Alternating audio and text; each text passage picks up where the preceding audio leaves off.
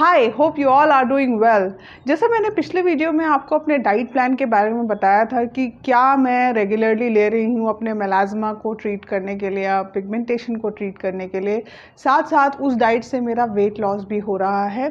तो एक वीडियो में मैंने आपको अपना एक पूरा फ्रेम दे दिया। आप कुछ चीज़ें आपके दिमाग में होंगी उस वीडियो को देखने के बाद, क्योंकि मैंने एक बहुत इंपॉर्टेंट चीज़ उसमें ऐड नहीं किया, that is rice. Yes, I don't take rice regularly. Rice को मैंने अपनी डाइट में इसलिए ऐड नहीं किया है क्योंकि मैं जब राइस रेगुलरली लेती हूँ तो मुझे वेट गेन का इशू होता है और ब्राउन राइस मुझे इतना ज़्यादा पसंद नहीं है।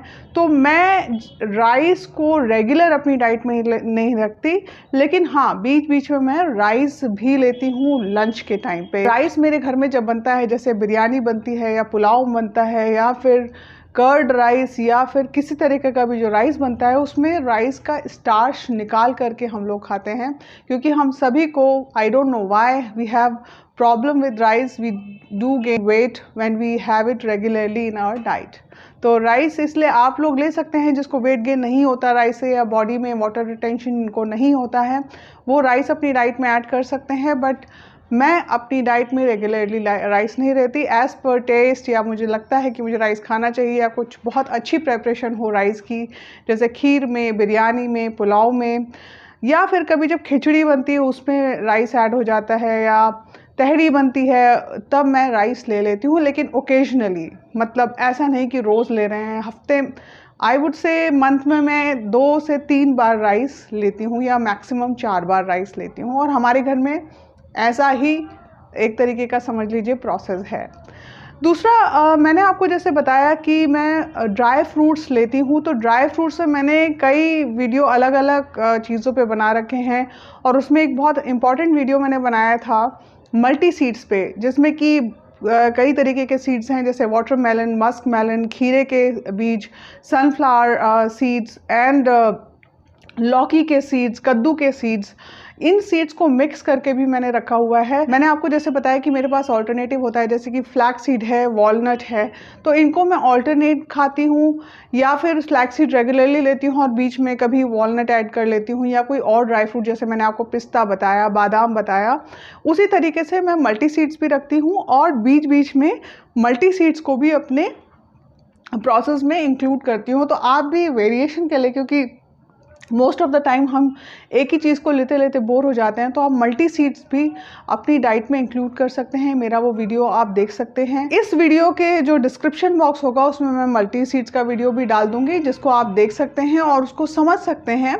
वो भी एक प्रिपरेशन, जो कॉम्बिनेशन है वो आपके लिए काफ़ी अच्छा रहेगा, जो कि आप वेरिएशन के लिए भी खा सकते हैं, और उससे आपको जो चीज़ें रह गई हैं वो उससे पूरी हो सकती हैं। फ्लैक्स सीड और वॉलनट लेने का और फिश ऑयल लेने का एक ही मकसद है कि इनमें अच्छे अमाउंट में ओमेगा 3 फैटी एसिड पाया जाता है।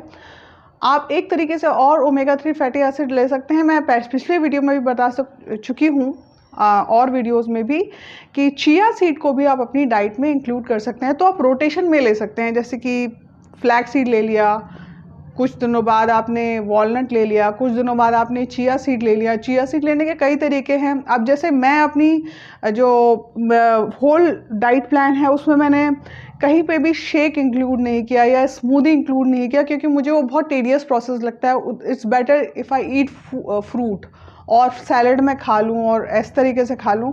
तो अगर आपको ये प्रोसेस टीडियस नहीं लगता है, तो आप इस फ्रूट की स्मूदीज़ बना करके भी उसमें भी फ्लैक्स सीड और चिया सीड या सिनेमन डाल करके एक अच्छा शेक या स्मूदी बना सकते हैं, जो आप अपने हिसाब से कंज्यूम कर सकते हैं। Depends on you how you want to take your supplement और डाइट और फ्रूट एंड वेजिटेबल्स।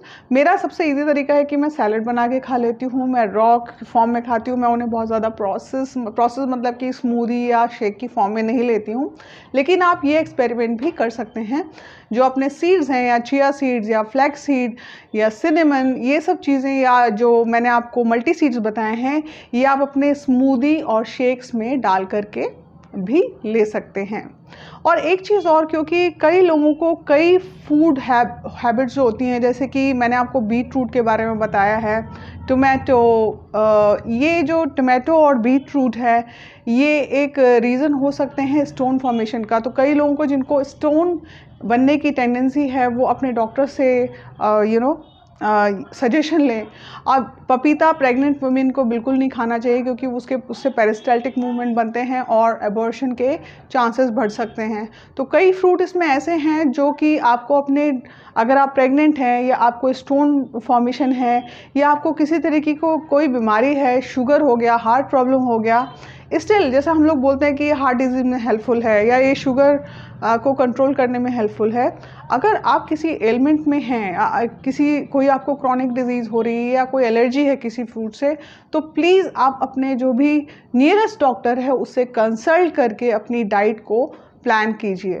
ये मेरा रेगुलर तरीका है और आई एम रियली थैंकफुल कि हम लोग एलर्जिक नहीं हैं, लेकिन बहुत लोगों को कई तरीके की एलर्जीज़ होती हैं और वो एलर्जीज़ को आपको देखना पड़ेगा। अभी जैसे सीज़न है स्ट्रॉबेरीज़ का या कई तरीके की बेरीज़ आ रही हैं, तो आप बेरीज़ भी अपनी डाइट में इंक्लूड कर सकते हैं। पहाड़ में जो फ्रूट्स होते हैं उनसे एलर्जी है, जैसे कि खुमानी, आड़ू, काफल, प्लम, तो इन फ्रूट्स को खाने से मुझे लूज मोशंस होते हैं या मेरे जो स्टूल होता है वो लूज़ हो जाता है। तो I don't prefer those fruits but they are full of antioxidants. तो आप उन फ्रूट्स को भी अपनी सैलड में इंक्लूड कर सकते हैं, क्योंकि अगर मैं थोड़ा सा क्वांटिटी भी रॉ एप्रिकॉट या प्लम का लेती हूँ तो मेरे को प्रॉब्लम हो जाती है, मैं उन फ्रूट्स को डाइजेस्ट नहीं कर पाती और मुझे मोशंस में जो है मेरे इंक्रीज़ हो जाते हैं। तो मेरे पेट में दर्द होने लगता है और मैंने कई बार कोशिश की कि मैं एक्लेमेटाइज हो जाऊँ उन फ्रूट्स को लेके, लेकिन ऐसा नहीं होता है। तो आपको ये फ्रूट्स भी ट्राई करने चाहिए। They are full of antioxidants and specially apricot and plum, they are very good for your skin. Even aadu and kafal, they are very good for your skin. तो आप इन फ्रूट्स को भी अब ट्राई कर सकते हैं क्योंकि ये गर्मियों के फ्रूट्स हैं और आपकी स्किन के लिए ये काफ़ी अच्छे साबित हो सकते हैं अगर ये फ्रूट्स आपको सूट कर जाए। मैंने आपको खजूर के बारे में बताया है। अब खजूर को आप कई तरीके से खा सकते हैं। जैसे मैं तो खजूर को धो के और ब्रेकफास्ट में ही ले लेती हूँ या ब्रेकफास्ट और लंच के बीच में कहीं खजूर खा लेती हूँ। आप खजूर को भी स्मूदी में डाल सकते हैं या खजूर का शेक बना सकते हैं, पानी और हल्का सा दूध मिक्स करके। जिन लोगों को दूध से एलर्जी है वो लोग इसे अलग फ्रूट्स में स्मूदी के तौर पे यूज़ कर सकते हैं। तो खजूर भी एक बहुत अच्छा फ्रूट है डायबिटिक्स के लिए और खजूर से भी कई तरीके के एंटीऑक्सीडेंट्स आपको मिलते हैं। तो अलग अलग तरीके से आपको जिस चीज़ से एलर्जी है उसको आपको ध्यान में रखना है जब भी आप किसी भी फ्रूट को या फूड को अपनी डाइट में इंक्लूड करते हैं। The best way is to try them and have them in your diet. ऐसे तो मैं कहूँ कि अब जो लोग वेजिटेरियन हैं उनको प्रोटीन की, जैसे मेरे जैसे लोग जो कि नॉन वेजिटेरियन हैं, उनकी प्रोटीन रिक्वायरमेंट बहुत इजीली पूरी हो जाती है। तो आप लोगों को फोकस ये करना है कि जो चीज़ें वेजिटेरियन स्टफ़ में जो चीज़ें जिनमें प्रोटीन है उनको अपनी डाइट में किसी ना किसी तरीके से इंक्लूड करना है। जैसे सीरियल्स हो गए, नट्स हो गए, बीन्स हो गए, इनको आपको अपनी डाइट में इंक्लूड करना है। कई लोग अंडा भी नहीं खाते हैं तो उनके लिए, और जैसे हम फ़िश कैप्सूल्स लेते हैं, कई लोग फ़िश कैप्सूल्स नहीं लेते जो कि वेजिटेरियन होते हैं, तो उनको सीड्स पे, जैसे फ्लैक्स सीड मैंने आपको बताया, चिया सीड, उनको अपनी क्वांटिटी को बढ़ा के लेना है। जितना हम लोग किसी और चीज़ से लेते हैं उसको आपको अपनी हिसाब से उस क्वांटिटी को वहाँ पे पूरा करना है। जो लोग वेजिटेरियन हैं, क्योंकि हम नॉन वेज है तो हमारी प्रोटीन रिक्वायरमेंट हमारे लिए बहुत इजी होता है पूरे करना, कि हमने फ़िश कैप्सूल ले लिया, एग ले लिया, 2-3 बार हमने नॉन वेज फूड ले लिया थ्रू आउट वीक, तो और बीन्स भी ले लिए, नट्स भी ले लिए, तो बहुत इजी होता है रिक्वायरमेंट पूरी करना। लेकिन जो लोग वेजिटेरियन हैं वो वे प्रोटीन को अपनी डाइट में ऐड कर सकते हैं।